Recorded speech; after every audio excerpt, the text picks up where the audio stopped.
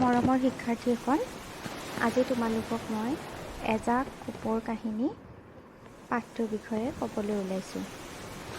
এখন হাবিত এজাক কপৌ চৰায়ে মহাসুখেৰে আপোন মনেৰে বিচৰণ কৰি ফুৰিছিল।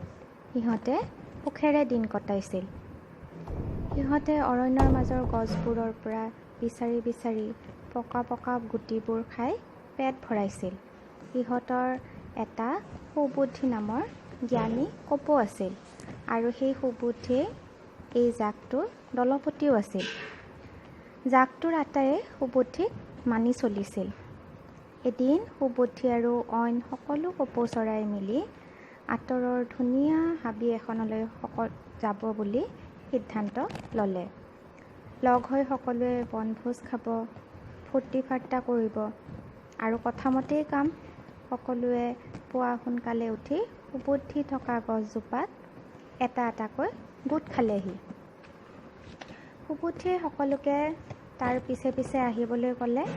সিহঁতো সকলোৱে মিলি ধেমালি ফূৰ্তিৰে সুবুদ্ধিৰ পিছে পিছে উৰি গৈ এখন মুকলি ঠাই পালে।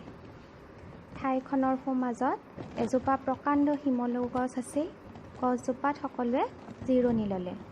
গছজোপাত বহি থাকোঁতে সিহঁতে তলৰ ঠাইডোখৰত সৰিয়হৰ বহুতো গুটি দেখা পালে। গুটিবোৰ দেখি আটাইৰে খাবলৈ মন গ'ল আৰু কথাটো লগে লগে সুবুদ্ধিক ক'লে। সুবুদ্ধিয়ে তেতিয়া ভাবিলে যে সেইখিনিত দেখোন কোনো পথাৰ বা মানুহৰ ঘৰ নাই। তেতিয়াহ'লে গুটিবোৰ আহিল কেনেকৈ? এয়া কাৰোবাৰ দুষ্ট বুদ্ধি নহয়তো।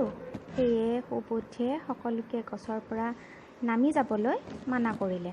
কিন্তু সিহঁতৰ মাজৰ দুষ্ট কেইটামানে লোভ সামৰিব নোৱাৰি মুহূৰ্ততে উৰা মাৰি তল পালেগৈ। তাকে দেখি অইনবোৰেও সুবুদ্ধিৰ কথা নুশুনি তললৈ নামি গ'ল। সুবুদ্ধিয়ে অকলেই গছজোপাৰ ডালত বহি সিহঁতক চাই থাকিল। যেতিয়া কপৌজাকে সৰিয়হৰ গুটিবোৰ খাবলৈ ল'লে তেতিয়া সকলোৰে ভৰিত কিহবাই মেৰিয়াই ধৰিলে। সিহঁতে কিনো হ'ল বুলি চাওঁতে গম পালে যে এখন জালত সিহঁত আটায়ে বান্ধ খাই পৰিছে। ভয় খাই আটায়ে সুবুদ্ধিক মাতিবলৈ ধৰিলে আৰু সুবুদ্ধিয়ে দেখিলে সকলোবোৰ কপৌ জালত লাগি ধৰিছে। সি গছৰ পৰা উৰা মাৰি জালখনৰ অলপ আঁতৰত ৰৈ লগৰীয়াবোৰক কেনেকৈ জালখনৰ পৰা মুক্ত কৰিব পাৰি ভাবিলে আৰু লগে লগে তাৰ মনলৈ এটা কথা আহিল। সি গোটেইজাক কপৌকে একেলগে উৰা মাৰি তাৰ পিছে পিছে আহি থাকিবলৈ ক'লে। সকলোৱে সুবুদ্ধিৰ কথামতে জালেৰে সৈতে ডেউকা কোবাই নিমিষতে ওপৰ পালেগৈ। সুবুদ্ধি উৰি গৈ এডাল প্ৰকাণ্ড আহঁত গছৰ গুৰিত পৰি গ'ল। কপৌজাকে জালেৰে সৈতে ওচৰৰ ঘাঁহনিডৰাত একেলগে পৰিল। সেই আহঁত গছজোপাৰ গুৰিৰ গাঁতত থকা জগবন্ধু নামৰ এন্দুৰটো আকৌ সুবুদ্ধিৰ সখীয়েক আছিল।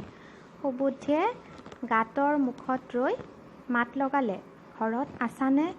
সুবুদ্ধিৰ মাত শুনি জগবন্ধু একেলৰে গাঁতৰ বাহিৰলৈ আহিল আৰু ক'লে, এই অসময়ত আহিলা যে সখী? কথাষাৰ কৈয়ে জগবন্ধুৱে জালত বন্দী হৈ থকা কপৌজাকক দেখিলে।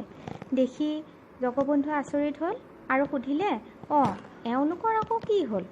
সুবুদ্ধিয়ে তাৰ সকলো কথা জগবন্ধুক ভাঙি পাতি ক'লে আৰু সহায় বিচাৰিলে।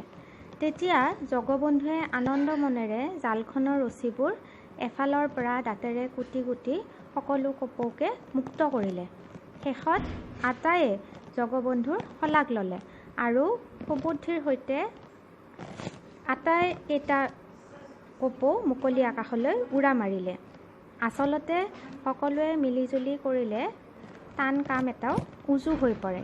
সদায় ডাঙৰৰ উপদেশ পৰামৰ্শ মানি চলিব লাগে আৰু তোমালোকেও সদায় ডাঙৰৰ উপদেশ বা পৰামৰ্শ মানি চলিবা।